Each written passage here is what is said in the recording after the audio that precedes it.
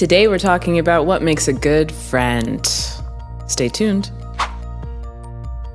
My name is Ife, and I do these videos because I'm on a journey humanizing mental health. I want to grow a community where we're all able to join in on the discussion around mental illness, mental health, what it means to be well, whole, healing, happy, living in abundance, grace, and freedom. So if you're interested in joining me in that journey, come on, click the subscribe button so that you never miss an upload. I'm super excited to do this video because one of the most important things that affects our mental health is our friendships.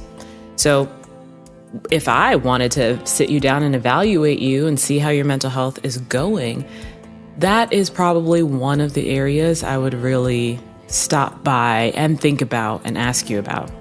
Friendships, the people around us, can really make or break our wellness in life. If we were to evaluate your friendships, I would probably ask you, do you have friends? What's your relationship with your friends like? Do you talk to them? Are you talking to them regularly? Are you talking to them pretty irregularly? What does that mean to you? What do you share with them? What do you feel free enough to share with them? Do you trust your friends? What are your friends like? Are they kind to you? Are they nice to you? Do they treat you well? Do they boost you up and support you, encourage you when you're down? Are they nasty? Are they rude? Are they mean at all? So you see, if we think about it, if these are the people who we're spending the most time with and sharing the most with, we really should be evaluating what are the characteristics of these people that we're letting around us. The Bible says that bad company corrupts moral character. So that means that it's important for us to really, I think, pick and choose who we are being friends with, and also evaluate how do we operate as friends in these sorts of relationships. Let's look at what the Bible has to say about friendship. This is such an amazing passage from the book of Ecclesiastes, chapter 4, verse 9. And it says, "Two are better than one, because they have a good return for their labor. If either of them falls down, one can help the other up. But pity anyone who falls and has no one to help them up. Also, if two lie down together, they will keep warm. But how can one keep warm alone?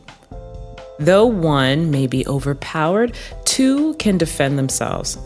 A cord of 3 strands is not quickly broken." So we have to ask ourselves, if I were at war, if I were in an alleyway and something were to pop off, I was in danger, do I think that this person would have my back?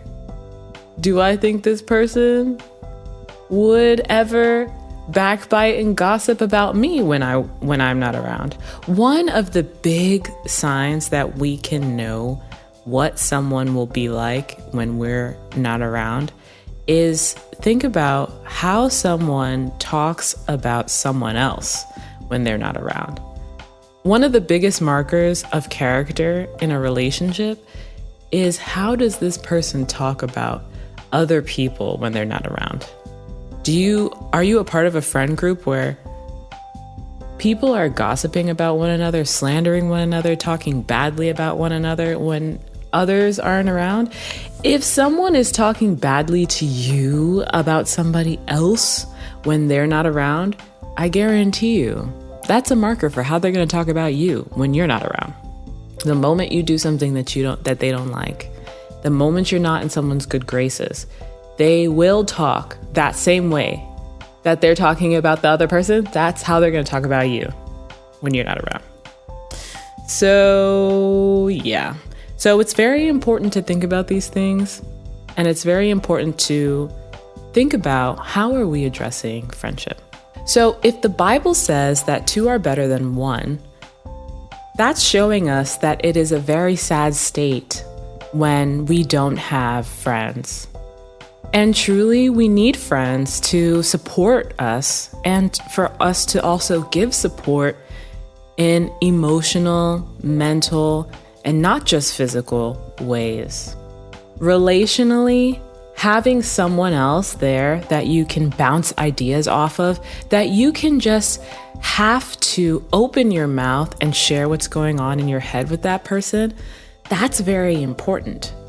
That is an important dynamic that God created us to be experiencing every single day.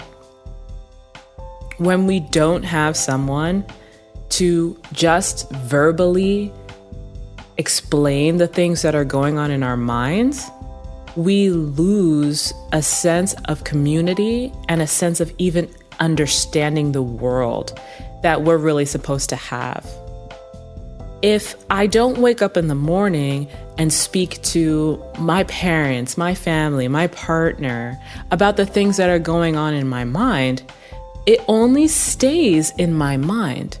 And truly, we don't offer ourselves good feedback.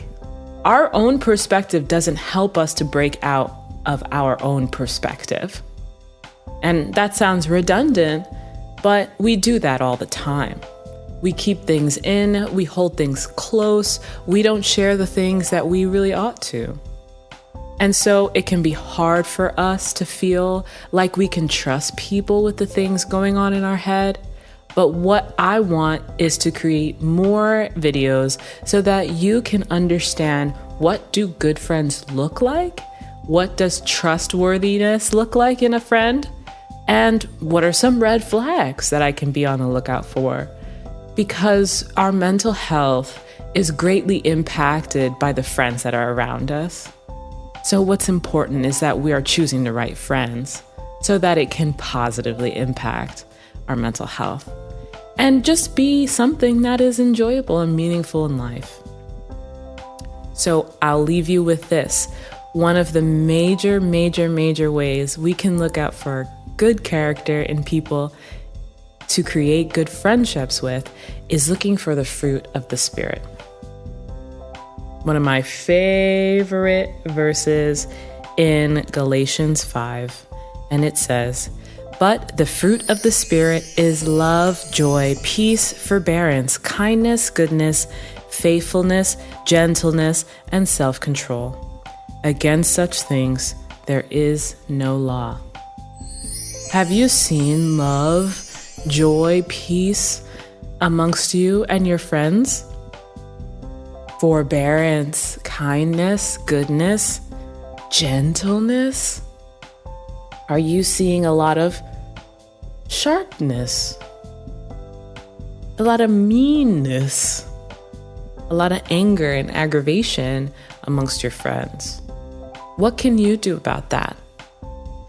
I think that the Bible is clear. We can learn to be content in any season. And also, if we have a choice to be content, what can we also use our choice to find contentment in our relationships?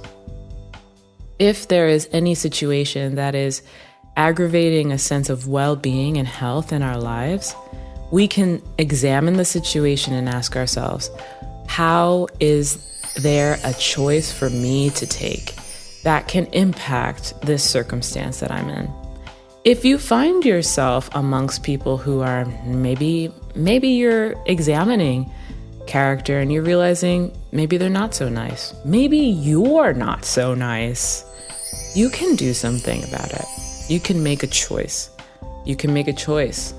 You can make a choice to communicate more effectively. You can make a choice to communicate more closely in line with the fruits of the Spirit, with love, with peace, with gentleness, with kindness, with patience. Or you can make choices to adjust friendships, to seek out friendships with different people in different environments. We always have a choice, and we never have to stay right where we're at. So I want to make more videos about this topic of friendship because related to your mental health, it is so impactful. And I want to see you in the comment section. Come on, let's have a conversation. Tell me more about your experience with friendship, how it related to your mental health, what it did for you. Tell me what you think. I am so looking forward to seeing everything you have to say in the comments, and subscribe if you want to see more videos about this topic. And well, that's it for me. Have a wonderful rest of your day. And I hope that you're out there just being you and being happy and free.